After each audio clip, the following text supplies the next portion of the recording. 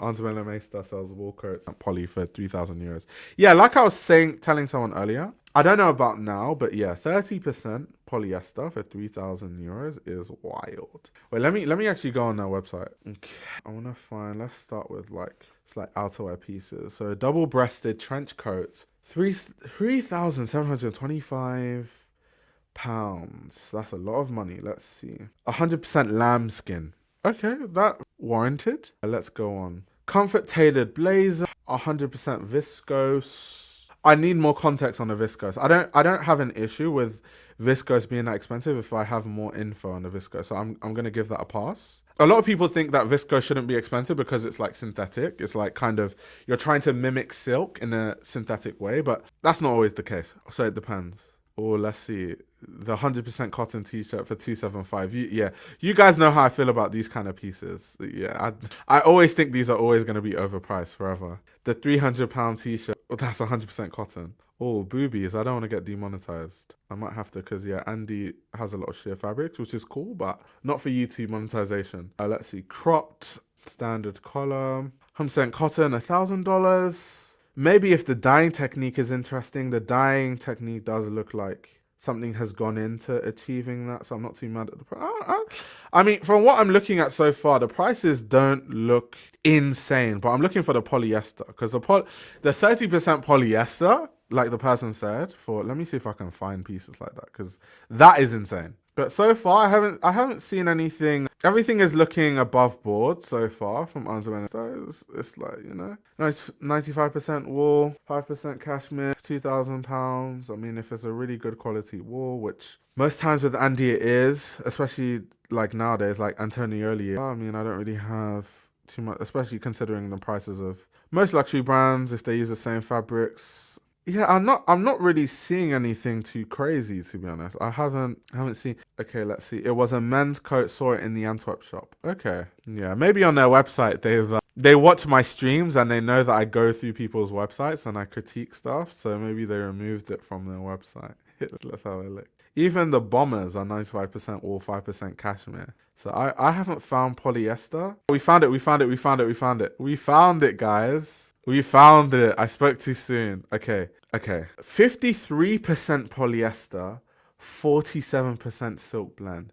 Now, 53% polyester is insane. However, let me give you a caveat. I don't necessarily think that polyester is always bad. I just think that when you do use polyester, bring the price down. That's all I think. Because I think you need polyester sometimes because like you need, because I can imagine the reason with this bomber, if I was to take a guess why it's 47% silk, 53% polyester is because they want a bomber that is semi-waterproof, like semi-water wicking, because all the other ones like the wool and all that stuff is going to absorb water. That would be a disaster in like any sort of like rainy climate or anything like that, like humid weather. So they're like, okay, let's make one of the bombers, like a more technical fabric, but then let's add the silk to still make it like soft to touch and also nice to feel on the body. So I fully understand why they would make something in that fabric. However, because it's 53% polyester, bring the price down. Like that's the only thing. So I don't necessarily think that polyester is always bad, but just bring the price down. That's all.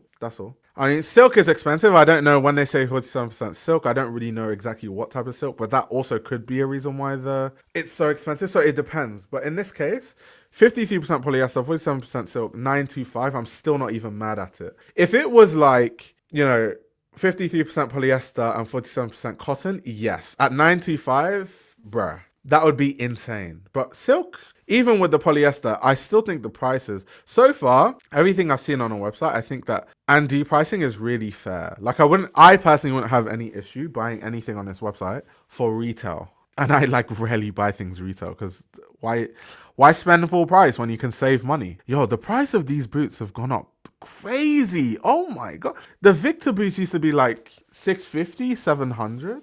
It was even less before. Like they call it the Victor boots now, but like just the backlacing Vitello boots is like what we call it, the Andy fans. £960 is insane. Yo, the price of this one is going crazy. And it's crazy that I sold my boots because now if I want to buy them again, the only boots I have, let me see if they still have them on their website. The only Andy boots I own right now are my Willy boots. I don't think they don't have them in stock. Let me see if you guys can see if I can show you guys the Andy boots I own. I would get them, but I don't want to run downstairs. Yeah, these boots are the ones that so they have a double zip closure at the front. But Andy, yeah, this is how it looks.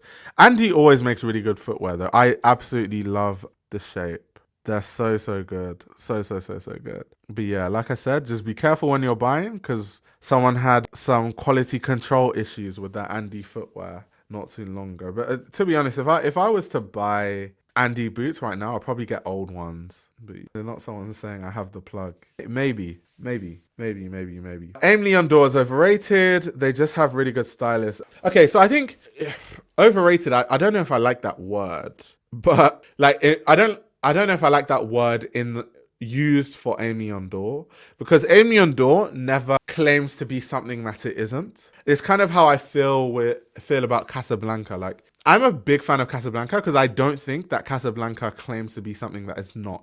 Like I feel like sometimes when people critique Casablanca, they critique Casablanca as if like Sharaf's goals are to be some like super conceptual like Rei Kawakubo type of designer. And I think the same can be said with like Teddy, right? So I think in a realm of like what they're doing, they're actually GOAT status. Like I think Aime Leon Dore is actually correctly rated in the realm of what they're trying to achieve. So I don't know if they're overrated, but I definitely can say that they're not. Aime Leon Dore is definitely a lot of it is styling, a lot of it is branding, marketing, positioning, and they're definitely not creating like new silhouettes that we've never seen before or like creating new fabrics. That's not what Aime Leon Dore is. But I don't know if it's like overrated. But let me know what you guys think in the chat. I don't know if it's overrated. Aime Leon Dore not overrated though, not for me personally. Aime Leon Dore, the perfect default streetwear bro brand, boring brand, but you give a fuck. But that's the thing though, because I feel like Aime Leon Dore is like streetwear's final boss. Like I feel like when you're into streetwear, but you have like a really refined taste, you eventually find Aime Leon Dore. That's how I see Aime Leon Dore. And Aime Leon Dore is never once like trying to pose as we create new fabrics and we're so innovative. I don't think that's what Aime Leon Dore, like that's not even how they market themselves. So yeah, I wouldn't say Aime Leon Dore is overrated. I wouldn't say they're overrated. Fashion designers who are struggling to sell clothes or are not able to find employment should rethink their design approach or career switch instead of blaming everyone else. There's nothing wrong with making designs however you want them, but don't assume business are entitled to employ you or that people should purchase your stuff no matter how much effort you put in. Oh yeah. Once again, not a hot take. I just think that a lot of designers are sensitive and I think it's okay that they're sensitive. I actually think I support the fact that they're sensitive and I support how sensitive they are about their work. If I was a designer, I would be just as sensitive. So I understand. But I think when you're a designer, you at least good designers, not every designer, not designers that barely put much work into their designs, but designers that I love, designers that I'm a fan of, designers whose work I see and I'm like, that's really interesting, is they put their heart and soul into their clothes. And when you put so much time into your clothing, so much research, so much energy, you kind of have this like innate, and it's irrational, this irrational ability to think that everyone should like it. Why don't you like it? Can't you see the research? Can't you see that I reference this silhouette and there's this shape and there's that and there's that? But bruh, no one really cares. And the quicker designers can understand that, like, yes, you can put your heart and soul into things, but when it comes to business, you have to take your emotion out of business because very quickly business will eat you up if you're too emotional about it. So you need to understand, okay, what does the market want? What sells? What is my design language? How can I merge those in a very authentic way? And many designers can do that. Recurrence is doing that. Rei Kawakubo has created a framework where she can do that. Yohji Yamamoto is doing that. Issey Miyake, when he was alive, was doing that. So loads of designers do that. There's so many designers that do that. So, as a designer, you just have to figure out, how can I create my own design language, design things that I want, research things that I'm interested in, but how can I also filter that in a way that works commercially? And that's up for you to create. Now, if you don't want to do that, that's fine, but just accept you won't make money. And if you don't make money, I don't think you should complain because you've deliberately not tried not to be like, I'm not being commercial. Commercialism is bad. Okay, cool. But then your clothes won't sell. So then you shouldn't really complain about that. It's like, for example, I'll give you an example about me, right? So I, as a fashion journalist, content creator, whatever you want to call me, right? I cover things that I know is not a big topic. So subsequently, I don't get a lot of views, which means I don't make a lot of money on YouTube, right? So that's why I don't necessarily like, oh my God, YouTube is messed up. Like, I hate YouTube. I don't make a lot of money on YouTube, blah, blah, blah, blah, blah, blah, blah, blah, blah. Because if I wanted to make a lot of money on YouTube, it's very as simple as changing my content strategy and then just covering every big news topic and, you know, every major topic. And then I would make way more money and get way more ad revenue. But I've personally decided that there's a level of I want to keep topics about things that I'm actually interested in. And if that means that I make less money, I'm okay with that. But I'm not going to complain about it. So as a designer, same thing. You have to be okay if your whole stick is like, I'm not that commercial designer. Okay, but then you're not going to make a lot of money and you have to be okay with that. But complaining about that is then where I have an issue because you've like deliberately and knowingly done that. And if you just don't even want to be involved in that whole thing, then work for a brand. Then you don't have to think about all of that stuff. You just have someone that tells you what to design. You don't have to think, and you can enjoy, you know, designing on a team, which works for a lot of people too. So I think it just depends on your personality and how you think about things. So yeah, just depends. And I've told you guys, like, there's certain things I will cover. Let me give you an example. Like, okay, so when I review runway shows, so runway reviews actually get the least amount of views on this channel statistically. I know because it's my channel. I look at the stats. So I know what I talk about that gets a lot of views and what I talk about that doesn't. The Oscars is going to be soon. When I cover it, I'm going to get good views from the Oscars. This stream, when I clip it into different clips, some clips may get good views, some clips may not. Fashion Week is on now. I'm going to review a lot of runway shows, knowing fully well they're not going to get a lot of views, because how many people truly are interested in some guy analyzing clothes when most people are like, bro, it's not that deep, bro. And I understand that, and I'm okay with that, but I still want to talk about it.